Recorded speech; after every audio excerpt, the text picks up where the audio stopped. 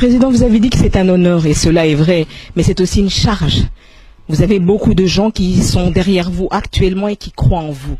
Et si nous voyons un peu ce qui est en train de se passer aujourd'hui au sein de la République, on sent qu'il y a vraiment un laisser-aller au sein de l'opposition. Qui est opposé aujourd'hui, qui ne l'est pas? Est-ce que l'opposition est-elle unie? Vous avez pris une pose de position actuellement qui, des fois, est très mal comprise. De quelle manière pouvez-vous défendre votre lecture par rapport au bien-être de la nation? Oui, je l'expliquerai, si vous le permettez, à un autre moment. Hein. Je parlerai de cette position à un autre moment. Mais à mes amis, j'en ai parlé quand on était entre quatre murs. Mais ça fera vraiment l'objet de toute une conférence pour que j'explique cette position.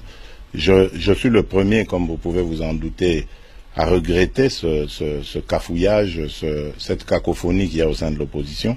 D'autant plus que j'ai investi ma personne à plusieurs reprises dans des réunions à Kinshasa et ailleurs pour qu'on ait un entendement commun. En fait, ce qui se passe, c'est simplement un problème de divergence de vue sur une stratégie. Et c'est malheureux de voir que certains d'entre nous n'ont pas eu à maîtriser leurs nerfs et se sont répandus comme ça sur les réseaux sociaux, mettant en péril cette unité de l'opposition qui nous est chère. Et nous n'avons pas le droit de nous comporter comme ça parce que toute une nation espère en nous.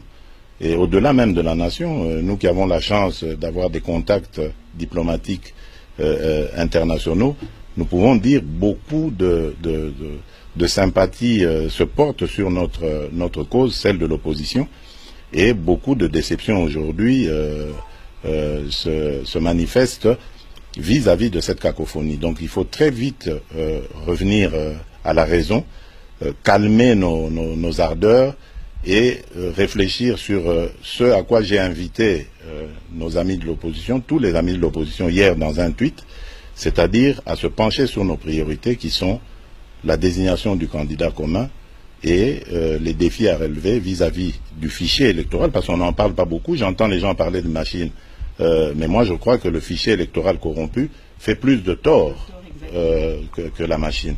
Donc machine à voter et enfin fichier électoral et puis machine à voter. Réfléchissons là-dessus, nous pouvons le faire, au lieu de passer notre temps à nous invectiver, à nous vilipender sur les réseaux sociaux. Ce n'est pas du tout honorable et c'est même criminel en ce moment où le peuple a besoin de nous.